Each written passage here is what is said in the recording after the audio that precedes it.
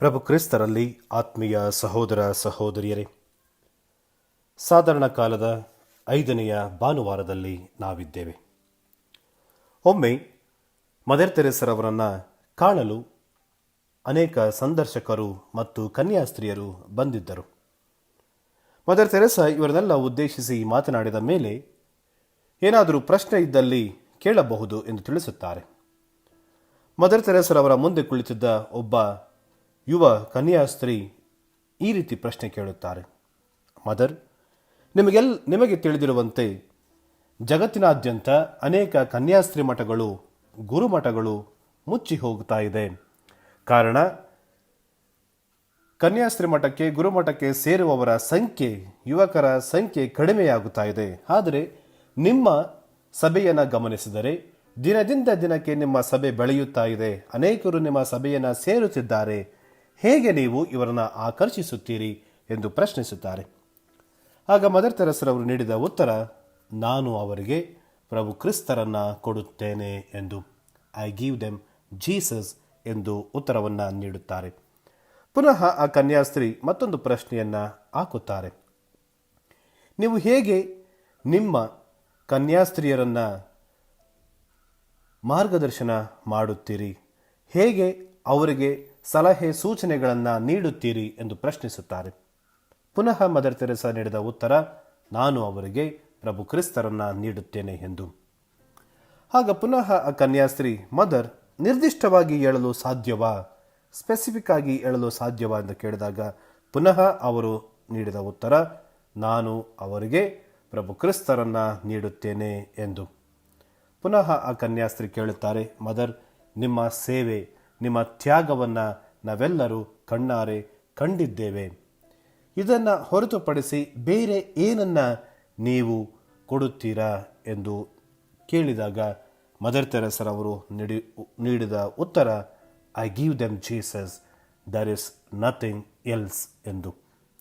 ನಾನು ಪ್ರಭು ಕ್ರಿಸ್ತರನ್ನು ಹೊರತುಪಡಿಸಿ ಬೇರೇನನ್ನ ನೀಡುವುದಿಲ್ಲ ಎಂದು ಉತ್ತರವನ್ನು ನೀಡುತ್ತಾರೆ. ಪ್ರಭು ಕ್ರಿಸ್ತರಲ್ಲಿ ಆತ್ಮೀಯ ಸಹೋದರ ಸಹೋದರಿಯರೇ, ಇಂದಿನ ಶುಭ ಸಂದೇಶದಲ್ಲಿ ಪ್ರಭು ಕ್ರಿಸ್ತರು ನಮಗೆ ನೀಡುವ ಸವಾಲು, ಈ ಧರೆಗೆ ನೀವು ಉಪ್ಪು, ಜಗತ್ತಿಗೆ ನೀವೇ ಜ್ಯೋತಿಯಾಗಿದ್ದೀರಿ ಎಂದು. ಹಾಗಾಗಿ ನಾವು ಧರೆಗೆ ಜ್ಯೋತಿಯಾಗಿರುವ, ಈ ಧರೆಗೆ ಉಪ್ಪಾಗಿರುವ, ಈ ಜಗತ್ತಿಗೆ ಜ್ಯೋತಿಯಾಗಿರುವ ಪ್ರಭು ಕ್ರಿಸ್ತರನ್ನು, ಪ್ರಭು ಕ್ರಿಸ್ತರ ಮೌಲ್ಯಗಳನ್ನು, ಪ್ರಭು ಕ್ರಿಸ್ತರ ತತ್ವಗಳನ್ನು, ಪ್ರಭು ಕ್ರಿಸ್ತರ ಸಿದ್ಧಾಂತಗಳನ್ನು ನಮ್ಮ ಜೀವನದ ಮೂಲಕ ನೀಡಿದಾಗ ಮಾತ್ರ ನಾವು ಈ ಧರೆಗೆ ಉಪ್ಪಾಗುತ್ತೇವೆ, ಈ ಜಗತ್ತಿಗೆ ಜ್ಯೋತಿಯಾಗುತ್ತೇವೆ. ಪ್ರಿಯರೇ, ಹೇಗೆ ನಾವು ಈ ಧರೆಗೆ ಉಪ್ಪಾಗಲು ಮತ್ತು ಜಗತ್ತಿಗೆ ಜ್ಯೋತಿಯಾಗಲು ಸಾಧ್ಯ? ಮೊದಲನೇದಾಗಿ ನಾವು ಉಪ್ಪಿನ ಗುಣಲಕ್ಷಣಗಳನ್ನು ಗಮನಿಸೋಣ. ಸಾಮಾನ್ಯವಾಗಿ ಪ್ರತಿಯೊಬ್ಬ ಮಹಿಳೆಗೆ ಉಪ್ಪಿನ ಮಹತ್ವ ಏನು ಎಂಬುದು ಗೊತ್ತಿರುತ್ತೆ, ಅಥವಾ ಅಡುಗೆ ಮಾಡುವವರಿಗೂ ಕೂಡ ಉಪ್ಪಿನ ಮಹತ್ವ ಏನು ಎಂದು ಗೊತ್ತಿರುತ್ತೆ. ಅಡುಗೆ ಮಾಡುವಾಗ ನಾವು ಒಂದು ಪಕ್ಷ ಮರೆತು 2 ಬಾರಿ ಉಪ್ಪು ಹಾಕಿದರೂ ಅಥವಾ ಉಪ್ಪನ್ನು ಹಾಕುವುದಕ್ಕೆ ಮರೆತರೂ ಅಡುಗೆಯ ರುಚಿ ಕೆಡುತ್ತೆ. ಅಡುಗೆ ಅಷ್ಟು ರುಚಿಕರವಾಗಿ ಇರುವುದಿಲ್ಲ. ಮತ್ತು ಈ ತಪ್ಪನ್ನು ಎಲ್ಲರೂ ಗಮನಿಸುತ್ತಾರೆ. ಮನೆಯಲ್ಲಿ ಇರುವ ಪ್ರತಿಯೊಬ್ಬರೂ ಉಪ್ಪು ಹೆಚ್ಚಾದರೂ ಗಮನಿಸುತ್ತಾರೆ, ಉಪ್ಪು ಕಡಿಮೆಯಾದರೂ ಗಮನಿಸುತ್ತಾರೆ. ಆದರೆ ಉಪ್ಪು ಸರಿಯಾದ ಪ್ರಮಾಣದಲ್ಲಿ ಇದ್ದಾಗ ಯಾರೂ ಅದನ್ನು ಗಮನಿಸುವುದಿಲ್ಲ, ಪ್ರಶಂಸೆ ನೀಡುವುದೂ ಇಲ್ಲ. ಹಾಗಾಗಿ ಉಪ್ಪಿಗೆ ಅದರದ್ದೇ ಆದ ಗುಣಲಕ್ಷಣ ಇದೆ. ಮೊದಲನೇದಾಗಿ ಪ್ರಿಯರೇ, ಪ್ರಾಚೀನ ಕಾಲದಲ್ಲಿ ಉಪ್ಪಿಗೆ ತುಂಬ ಮಹತ್ವವಾದ ಸ್ಥಾನ ಇತ್ತು. ರೋಮನರು ಈ ರೀತಿ ನುಡಿಯುತ್ತಿದ್ದರು, there is nothing more useful than sun and salt ಎಂದು. ಉಪ್ಪಿಗಿಂತ ಮತ್ತು ಸೂರ್ಯನಿಗಿಂತ ಮುಖ್ಯವಾದದ್ದು ಈ ಜಗತ್ತಿನಲ್ಲಿ ಯಾವುದೂ ಇಲ್ಲ ಎಂದು. ಮತ್ತು ಉಪ್ಪನ್ನು ತುಂಬ ಪರಿಶುದ್ಧವಾದುದು ಎಂದು ಕರೆಯುತ್ತಿದ್ದರು. ಕಾರಣ, ಉಪ್ಪು ಸೃಷ್ಟಿಯಾಗುವುದು ಸಮುದ್ರದಿಂದ ಮತ್ತು ಶಾಖದಿಂದ. ಹಾಗಾಗಿ ಉಪ್ಪು ತುಂಬ ಪರಿಶುದ್ಧವಾದದ್ದು ಎಂದು ಅವರು ಕರೆಯುತ್ತಿದ್ದರು. ಪ್ರಿಯರೇ, ಉಪ್ಪಿನ ಗುಣಲಕ್ಷಣಗಳನ್ನು ನಾವು ನೋಡುವುದಾದರೆ, ಉಪ್ಪು ಒಂದು ವಸ್ತುವನ್ನು ಶುದ್ಧವಾಗಿಡಿಸುತ್ತೆ ಮತ್ತು ಉಪ್ಪು ಕೂಡ ಶುದ್ಧ. ಕಾರಣ ಅದು ಸೂರ್ಯ ಮತ್ತು ಸಮುದ್ರದ ಉತ್ಪನ್ನ. ಹಿಂದಿನ ಕಾಲದಲ್ಲಿ ದೇವರಿಗೆ ಕಾಣಿಕೆಯಾಗಿ ಉಪ್ಪನ್ನು ಅರ್ಪಿಸುತ್ತಿದ್ದರು. It was model of purity. ಹಾಗಾಗಿ ಇಂದು ಪ್ರಭು ಕ್ರಿಸ್ತರು ತಮ್ಮ ಶಿಷ್ಯರಿಗೆ ಧರೆಗೆ ನೀವು ಉಪ್ಪಾಗಬೇಕು ಎಂದಾಗ ನಾವೆಲ್ಲರೂ ಪರಿಶುದ್ಧವಾದ ಬದುಕನ್ನು ಜೀವಿಸಬೇಕು ಎಂಬ ಸಂದೇಶವನ್ನು ನೀಡುತ್ತಿದ್ದಾರೆ. ನಾವೆಲ್ಲರೂ ಪರಿಶುದ್ಧತೆಯ ಸಂಕೇತಗಳಾಗಬೇಕು ಎಂದು ಪ್ರಭು ಕ್ರಿಸ್ತರು ನಮಗೆಲ್ಲರಿಗೂ ನೀಡುತ್ತಿದ್ದಾರೆ ಪ್ರಿಯರೇ. ಮತ್ತು ಉಪ್ಪು ಒಂದು ಪದಾರ್ಥವನ್ನು, ವಸ್ತುವನ್ನು ಕೆಡದಂತೆ ಕಾಪಾಡುತ್ತೆ. ಹೇಗೆ ಉದಾಹರಣೆಗೆ ನಾವು ನೋಡಿರುವಂತೆ ಮೀನನ್ನು ಉಪ್ಪಿನಲ್ಲಿ ಇಟ್ಟು ಶೇಖರಿಸುತ್ತಿದ್ದರು. ಕಾರಣ ಉಪ್ಪು ಆ ಮೀನನ್ನು ಕೆಟ್ಟು ಹೋಗದ ಹಾಗೆ ಕಾಪಾಡುವ ಗುಣವನ್ನು, ಶಕ್ತಿಯನ್ನು ಹೊಂದಿದೆ. ಹಾಗಾಗಿ ಪ್ರಭು ಕ್ರಿಸ್ತರು ಇಂದು ನಮಗೆ ನೀಡುತ್ತಿರುವ ಸಂದೇಶ, ಕೆಡುತ್ತಿರುವವರನ್ನು, ಬೇರೆ ದಾರಿಯಲ್ಲಿ ಇರುವವರನ್ನು ಸರಿದಾರಿಗೆ ಕರೆದುಕೊಂಡು ಬರುವ ಜವಾಬ್ದಾರಿ ನಿಮ್ಮದಾಗಿದೆ ಎಂದು ತಿಳಿಸುತ್ತಾರೆ.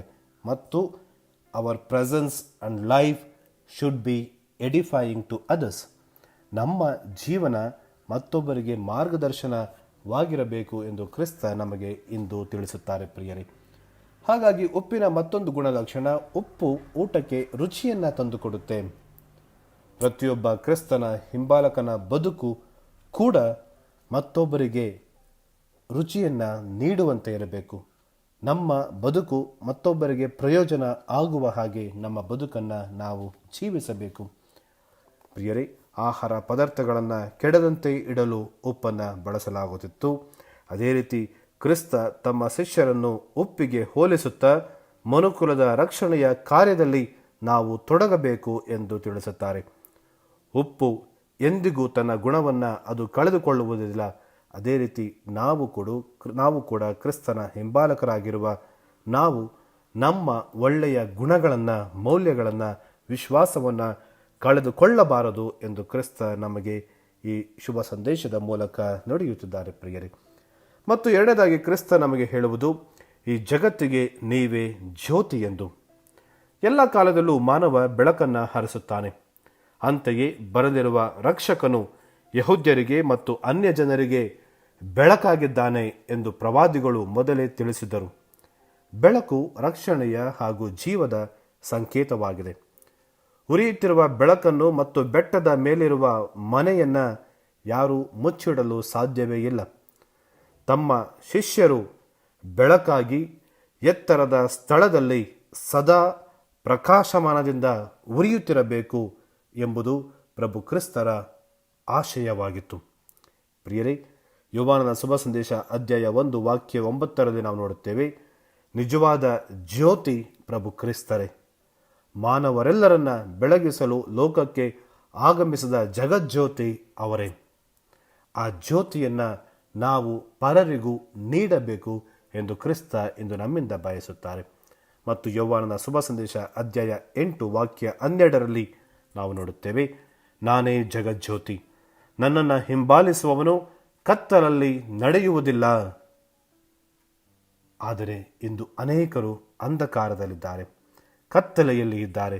ಅವರನ್ನು ಬೆಳಕಿಗೆ ಕರೆತರುವ ಜವಾಬ್ದಾರಿ ಕ್ರಿಸ್ತನ ಹಿಂಬಾಲಕರಾದ ನಮ್ಮ ಮೇಲಿದೆ ಪ್ರಿಯರೇ.